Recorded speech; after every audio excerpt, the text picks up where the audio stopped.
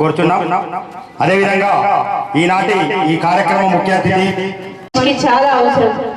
ఎందుకంటే ఈ రోజుల్లో కరోనా వచ్చినప్పటి నుంచి చాలా వరకు ఈ ఫిజికల్ చేయడం అనేది, ఈ ఆటలు ఆడడం అనేది చాలా వరకు తగ్గిపోయింది. కరోనా వచ్చినప్పటి నుంచి అందరూ ఫోన్లు పట్టుకోవడం, పిల్లలు కూడా ఈ ఫోన్లతోనే కాలక్షేపం చేయడం జరుగుతుంది. వాళ్ళు మెంటలీ చాలా స్ట్రెస్ అవుతున్నారు. అందుకని పిల్లలకు తెలియజేయడం ఏంది అని అంటే, ఖచ్చితంగా మరి ఎన్ని ఆటలు ఆడితే బాడీ అంత మెయింటైన్ అవుతుంది, మనం ఫిజికల్గా మెంటలీగా స్ట్రెంగ్త్గా ఉంటామని చెప్పేసి ప్రతి పిల్లలకు తెలియజేయడం జరుగుతుంది. ఈ రోజులలో ఒకప్పుడు చాలామంది మన దేశానికి ఎంతో అన్ని పథకాలు తీసుకొచ్చిన వాళ్ళు ఉన్నారు. మరి ఎక్కడి నుంచో పుట్టరు ఎవరైనా కానీ, ఒక క్రీడాకారులైనా ఎవరైనా దేశం కోసం ఏదైనా సాధించాలనుకునే ఏ పౌరుడైనా ఎక్కడి నుంచో పుట్టారు, మన నుంచో పుడతారు. కాబట్టి ప్రతి ఒక్కరూ క్రీడను ప్రోత్సహించాలి. తల్లిదండ్రులే కానీ, ఉపాధ్యాయులే కానీ పిల్లల్ని వాళ్ళకి ఏమి ఇష్టం ఉంది, వాళ్ళకి ఏ గేమ్స్ అంటే ఇష్టం ఉందని చెప్పేసి ప్రోత్సహించి మరి ఆ గేమ్కి తీసుకెళ్లాలని చెప్పేసి పిల్లల్ని కానీ ఉపాధ్యాయుల్ని కానీ కోరడం జరుగుతుంది. మరి మాంత్రికుడు, క్రీడా మాంత్రికుడు, హాకీ మాంత్రికుడు అయిన ధ్యాన్ చందర్ గారు భారతదేశ స్థాయిని ప్రపంచ స్థాయికి తీసుకెళ్లి మన భారతదేశానికి ఎన్నో పథకాలు తీసుకొచ్చిరు. అగ్రస్థానాలు ప్రపంచవ్యాప్తంగా ఆయనకి ఎన్నో ఈ పై స్థానాలు ఇస్తానన్నా కూడా లేదు, నా భారతదేశంలోనే నేను ఉండిపోతానని చెప్పేసి ఇక్కడే ఉండి ఆయన మన భారతదేశానికి ఎన్నో సేవలు చేసుకున్నారు. ఇప్పుడున్న ఈ పిల్లలందరూ ఆయన ఒక్కసారి ఇన్స్పిరేషన్ గా తీసుకొని ముందుకెళ్తే మన భారతదేశం ఇంకెంతో బాగుపడుతుంది. ఈ రోజు పౌరులే రేపటి భవిష్యత్తు అని చెప్పేసి ఖచ్చితంగా పౌరులు ఈ భవిష్యత్తును వాడుకొని మనం ఈ దేశానికి ఖచ్చితంగా ఉపయోగపడాలి, మీతోనే ఈ భారతదేశం ఇంకా బాగుపడుతుందని చెప్పేసి ప్రతి ఒక్క పిల్లలకి, భారతీయ పౌరునికి చెప్పడం జరుగుతుంది. ఖచ్చితంగా ఈ ఆటల్ని ప్రోత్సహిద్దాం, ఇంకా ముందుకు తీసుకెళ్ళాలి పిల్లలందరినీ, ఇంకా మంచిగా ఆటలు ఆడాలి. భారతదేశానికి కానీ, మన రాష్ట్రానికి కానీ, మన ఈ జగిత్యాల్లో పుట్టి పెరిగినందుకు మన జగిత్యాలకు కానీ మీరందరూ ఏదో ఒకటి చేయాలని చెప్పేసి మంచి సంస్కృతి నేర్చుకోవాలి స్కూల్లో ఉన్నప్పుడు. దాంతోపాటు ఆటలు నేర్చుకోవాలి. ఎక్కడ కూడా మన కింద పడిపోకుండా ఎప్పుడు పైనే ఉండాలని చెప్పేసి మన కన్న తల్లిదండ్రులతో పాటు మనకు చదువు చెప్పిన ఉపాధ్యాయుల్ని కూడా మనకు మంచి, వాళ్ళందరికీ మంచి పేరు తీసుకురావాలని చెప్పేసి ప్రతి ఒక్క పిల్లల్ని కోరుకుంటూ మరి నాకు ఈ అవకాశం ఇచ్చిన ఎమ్మెల్యే గారికి కానీ, ఇక్కడికి వచ్చిన పెద్దలందరికీ కానీ హృదయపూర్వక ధన్యవాదాలు తెలియజేస్తున్నాను. పుట్టినరోజు సందర్భంగా మనం ఈరోజు జాతీయ క్రీడా దినోత్సవాన్ని మన జగిత్యాల జిల్లా హెడ్ క్వార్టర్లో జరుపుకోవడం చాలా సంతోషదాయకం. మరి ఇప్పుడు ఉన్నటువంటి ఎప్పుడో 100 years బ్యాక్, సుమారుగా 100 years బ్యాకే ప్రపంచ పటంలో మన భారతదేశాన్ని గుర్తింపు తెచ్చినటువంటి మహనీయుడు ధ్యాన్ చంద్ గారు ఆ విధంగా తీసుకురావడం. మరి నవేడేస్ యూత్ ఇప్పుడు వచ్చినటువంటి సైన్స్ అండ్ టెక్నాలజీ డెవలప్మెంట్ అవుతుంది, కానీ ఒక పక్కన బాడీ ఫిట్నెస్ అనేది తగ్గిపోతూ ఉంది. అంటే మన జీవన శైలి, మనం తీసుకునేటువంటి ఫుడ్ ప్రతిదీ కూడా కలుషితం అయిపోయి హైబ్రిడ్, పూర్తిగా హెల్త్ పాయింట్ ఆఫ్ వ్యూలో డైలీ వివిధ సంబంధిత వ్యాధులతో చాలామంది యంగ్ జనరేషన్ నుంచి, చిన్నపిల్లల నుంచే అది మరి ఆ విధంగా అవడం అనేది చాలా బాధాకరమైన విషయం. అంటే బాడీ ఫిట్గా ఉండాలంటే ఖచ్చితంగా స్పోర్ట్స్ కనీసం డైలీ స్కూల్స్లో కానీ వాటిలో కూడా డైలీ 1 hour అనేది మన హై స్కూల్ లెవెల్ నుంచి, అంటే అప్పుడు మా రోజుల్లో ఉండేవి, కానీ ఇప్పుడు తగ్గిపోయి పూర్తిగా డెడికేటెడ్గా మార్నింగ్ టు ఈవినింగ్ నైట్ 9 వరకు కూడా క్లాసెస్ మీదే కాన్సన్ట్రేట్ చేస్తున్నారు. మరి ప్రతి ఒక్క స్కూల్లో కూడా ఖచ్చితంగా స్పోర్ట్స్ అవర్ అనేది ఖచ్చితంగా 1 hour ఈవినింగ్ అవర్, అంటే 5 to 6 కానీ 4:30 to 5:30 కానీ 1 hour ఖచ్చితంగా స్పెసిఫిక్గా ఉండాలి. అదేవిధంగా ఈ క్రీడా దినోత్సవం సందర్భంగా ఈరోజు పార్టిసిపేట్ చేస్తున్న పార్టిసిపెంట్స్, వివిధ డిపార్ట్మెంట్స్ సంబంధించినటువంటి విన్నర్సు, సెకండ్ వచ్చిన అందరికీ కూడా నా క్రీడా అభినందనలు. మరి ఈ మన జిల్లాలో ఉన్నటువంటి క్రీడాకారులు చాలామంది ఉన్నారు. మరి మంచిగా మరి ఉన్నటువంటి మనకి క్రీడా మైదానంలో మంచిగా నేర్చుకొని మంచిగా మరి స్టేట్ లెవెల్లో, నేషనల్ లెవెల్లో కూడా గుర్తింపు తీసుకురావడానికి సహకరించి మన జిల్లా స్థాయిని మరి నేషనల్ స్థాయికి తీసుకెళ్లాలని కోరుకుంటూ సెలవు తీసుకుంటున్నాను. Thank you. నమస్కారం. మరి శుభాకాంక్షలు, క్రీడా దినోత్సవ శుభాకాంక్షలు తెలియజేస్తున్నాను.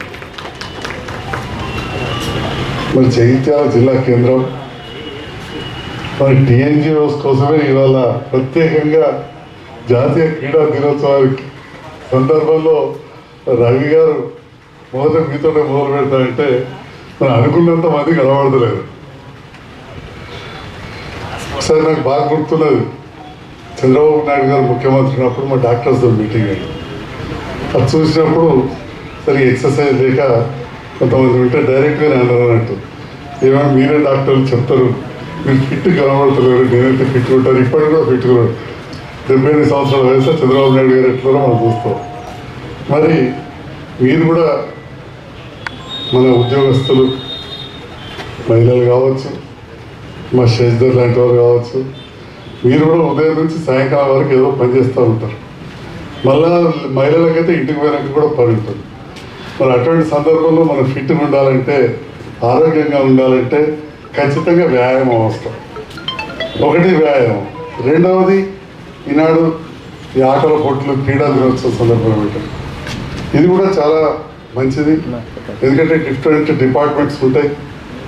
అన్ని డిపార్ట్మెంట్ల నుంచి మరి ఏ రకంగా సెలెక్ట్ చేసిన లిస్ట్ చేయాలి, ఏమేమి ఆటల పోటీలు కానీ మరి మా పీఈటీలు మంచి ఉత్సాహవంతులు, చాలా కార్యక్రమాలు చేస్తూ ఉంటారు. దీంట్లో పాల్గొనడం వల్ల ఇప్పటి నుంచైనా మనకు ఒక స్పోర్ట్స్ మ్యాన్ స్పిరిట్ వచ్చి, ఒకటి స్నేహభావం అయితే ఎట్లా ఉంటుంది అనుకుని పెంపొందాలి. రెండవది ఇక ఎట్లయినా వాళ్ళకి అలవాట్లేదు, దమ్ముకత్తారు జల్లి, మేడం నవ్వుతుంది. సో ఇప్పటికెళ్ళి అనుకోవాలి, అరే మనం రోజు వాకింగ్ చేయాలి, లేదా గ్రౌండ్కి వచ్చాడు జిమ్ ఉన్నది, జిమ్ చేయాలి, చేస్తే ఆరోగ్యం బాగుంటుందని చెప్పి ఇప్పటి నుంచి ఆలోచించి ముందుకెళ్ళాలని కోరుతా ఉన్నా. మీరు ఇదే సందర్భంలో గౌరవ మున్సిపల్ చైర్మన్ గారికి, మా కౌన్సిలర్కు, మరీ ముఖ్యంగా మా కమిషనర్ గారు ఉన్నారు, చిన్నవాడేసరికి కనబడలేదు, మా కమిషనర్ గారికి విజ్ఞప్తి, ఈ జిమ్లన్నీ కూడా ఒకసారి సర్వీసింగ్ చేయించాలంటున్నారు. కొన్ని లూజ్ అవుతున్నాయి, అడిట్ అవుతున్నాయి, చాలా బాగా చేస్తున్నారు. 70 సంవత్సరాల వాళ్ళు కూడా చేయంగా వీడియోలు వచ్చినాయి, మనకు యువత చేస్తున్నారు. సో అవన్నీ కూడా సర్వీసింగ్ చేయించాలి మంచిగా పూర్తిగా దగ్గర ఉంది. రెండవది, ఇంతకుముందు రవి గారు చెప్పారు, మరి ఇక్కడ ఈ బోర్డు విషయంలో నేను చాలాసార్లు చెప్పిన, బాస్కెట్బాల్ బోర్డు అది ఎందుకు పెండింగ్ ఉందో అది కూడా కొంచెం చూడాల్సింది కోరుతున్నా. ఇండోర్ స్టేడియం కూడా అయిపోయింది, షటిల్ కోర్టు కొద్దిగా హ్యాండ్ ఓవర్ అన్నారు. అది మీరు మేము ఎందుకంటే కాంట్రాక్టర్కి ఇంకా బిల్ రాలేదు, వాళ్ళ బాధలున్నాయి, కానీ కాంట్రాక్టర్ మనకు తెలిసిన వాడే కాబట్టి కొంచెం మాట్లాడి పెట్టింది. ఎట్లా 90% పెట్టుబడి పెట్టింది, ఇంకో 10% పెట్టిస్తే తర్వాత మనం తప్పకుండా ప్రభుత్వం డబ్బు వస్తుంది. అది మీరు కూడా మాట్లాడండి, నేను కూడా మాట్లాడతానని చెప్పి ఈ సందర్భంగా తెలియజేస్తా ఉన్నాం. మరి ఈ గ్రౌండ్ అనేది చాలా పురాతనమైంది. ఇప్పుడు రోడ్డు పెద్దగా లేనప్పుడు, మేము చదువుకునేటప్పుడు ఈ కాంపౌండ్ లేనప్పుడు ఆ గర్ల్స్ హై స్కూల్ కాడ ఆర్ట్స్ వింగ్ ఉంటే సైన్స్ వింగ్ అక్కడ జూనియర్ కళాశాల కాడ ఉండే, మొత్తం ఓపెన్ ఉండేది, ఇంత రద్దీ ఉండేది కాదు, చాలా పెద్ద కనబడేది.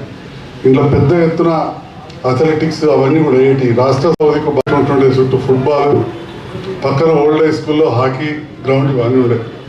ఇప్పుడు మెల్లమెల్ల హాకీ అంటే ఆ స్టిక్కే మర్చిపోయాను. అప్పుడప్పుడు సినిమాలలో కొట్టుకునే దాన్ని చూసేటప్పుడు కనబడేటట్టున్నాయి, హాకీ స్టిక్లే కనబడుతున్నాయి. మరి మళ్ళీ మనం క్రీడల వైపు చూడాల్సిన అవసరం ఉన్నది. ఎందుకు అంటే మనం చూసినాం, ప్రపంచ స్థాయిలో జరిగే అత్యంత ముఖ్యమైన పోటీలు ఒలింపిక్ పోటీ. ఒలింపిక్స్లో మన స్థానం మళ్ళీ దిగజారింది తప్ప పెరగలే, ఇంకా దిగజారింది. ఈ సందర్భంలో గౌరవ ముఖ్యమంత్రి రేవంత్ రెడ్డి గారు ప్రత్యేకమైన దృష్టి పెట్టి భారతదేశంలో హర్యానా ఎక్కడో కొంత స్పోర్ట్స్ పాలసీ బాగుందని చెప్పి, అంతకంటే మంచి స్పోర్ట్స్ పాలసీ తీసుకురావాలని చెప్పి స్పోర్ట్స్ యూనివర్సిటీ ప్రారంభం చేయబోతా ఉన్నారు. Sports university SAAP chairman Sivasena Reddy గారు నిన్న స్టేట్మెంట్ ఇచ్చారు. లాల్ బహదూర్ స్టేడియం ఇప్పటికెళ్ళి పొలిటికల్ వాటికి ఎక్కువ ఇచ్చేది లేదు, స్టేడియంలో పెద్ద ఎత్తున మార్పులు తీసుకొస్తామని చెప్పి కూడా చెప్తా ఉన్నారు. ఇంకా కూడా ఒకటి బీసీసీఐ తోటి హైదరాబాద్ దగ్గర ఒక స్టేడియం ఏర్పాటు చేశారు. అంటే ఇవే కాకుండా కేంద్ర ప్రభుత్వ నిధులు కూడా ఉంటాయి. మరి అలాంటి నిధులు కూడా స్కీమ్స్ ఉన్నప్పుడు జిల్లా స్పోర్ట్స్ అధికారి మా దృష్టి కూడా తీసుకొస్తే ఖచ్చితంగా అభివృద్ధి విషయంలో రాజకీయాలు లేవు. ఏమన్నా కొంత అభివృద్ధి విషయం ఉంటే గౌరవ పార్లమెంట్ సభ్యుడు అరవింద్ గారు కూడా రిప్రజెంటేషన్ ఇచ్చారు. ఖచ్చితంగా మన స్పోర్ట్స్ మినిస్ట్రీ ద్వారా, మా శాప్ చైర్మన్ ద్వారా ఆ ఖేలో ఇండియా ప్రోగ్రాం కావచ్చు, ఏదైనా ఉంటే మనం కూడా ప్రతిపాదనలు పంపాలి. జగిత్యాల మనకి గ్రౌండ్స్ ఉన్నాయి, ఇవన్నీ ఉన్నాయి. అప్పుడే ఖేలో ఇండియాలో బాక్సింగ్ వచ్చిందంట. ఇంకా కూడా ఖేలో ఇండియా ప్రోగ్రాం లేదు ఉన్నా కానీ మనం, ఎందుకంటే మనం జిఎస్టీ కడుతున్నాం, భారతదేశంలో అత్యధిక పన్నులు కేంద్రానికి ఇచ్చే వాటిలో తెలంగాణ రాష్ట్రం ఒకటి. అటువంటిప్పుడు కేంద్రం నుంచి మనం డబ్బులు తెచ్చుకోవాల్సిన అవసరం ఉండదు. మనం అడగంది అమ్మాయిని అన్నం పెట్టదు అన్నట్టు అడగంది ఎవరు ఇయ్యరు. ఉదాహరణ నిజామాబాద్ రోడ్ అంత పెద్దగా అయింది, అది వట్టినే కాలే, అది నేషనల్ హైవే, జాతీయ రహదారి, కేంద్రం నిధులు. నేను పర్సనల్గా national highway director general Krishnaprasad అండి వాళ్ళ ఆఫీస్కి వెళ్ళి ఒక గంట సేపు కూర్చొని రిప్రజెంటేషన్ ఇస్తే యాక్సిడెంట్లు బాగా అవుతున్నాయి అంటే ఒక బ్లాక్ స్పాట్ రోడ్స్ అని ఉంటాయి, దాని కింద మంజూరైంది. ఈ రకంగా మనకు అవసరం.